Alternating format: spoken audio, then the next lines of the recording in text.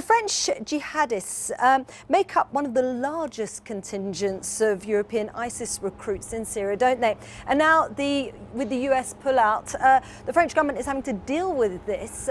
What's it proposing to do?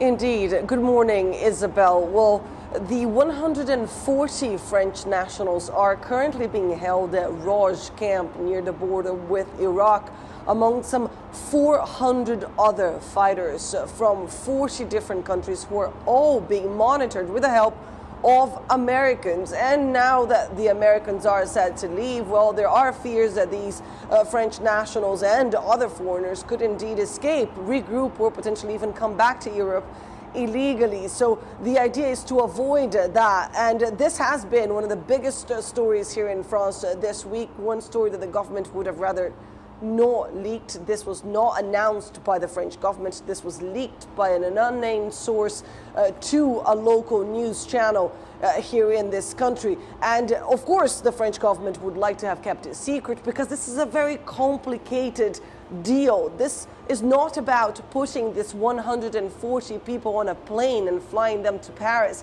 This involves crossing several different borders in a war zone, negotiating with players that are not necessarily your ally, and of course don't necessarily see this operation, this complicated operation, as a priority.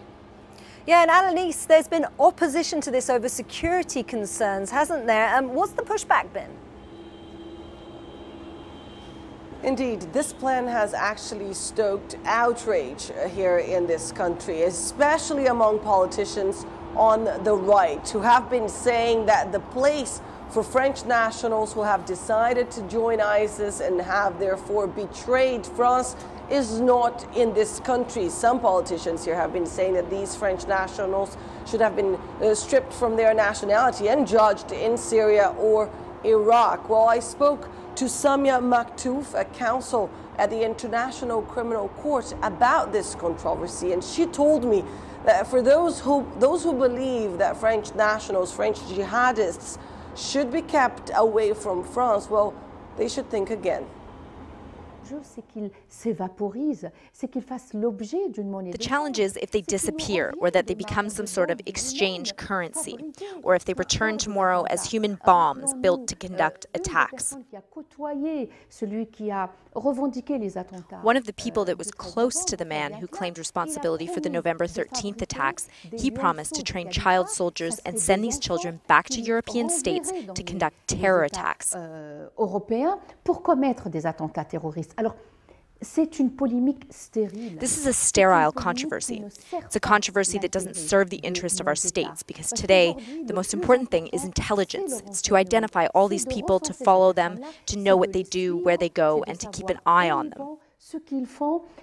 We've seen how much it's cost France, Belgium, and other countries to have these people lost. Some are out there who one day just emerge and carry out something irreparable. Le résultat de personnes noyées dans la nature et qu'un beau jour sortent et commettent l'irréparable. We're likely to see this debate continue for a few more weeks at least. It will be months actually before these people land back in France. The government for now is still negotiating the nature of this operation and indeed a date for it.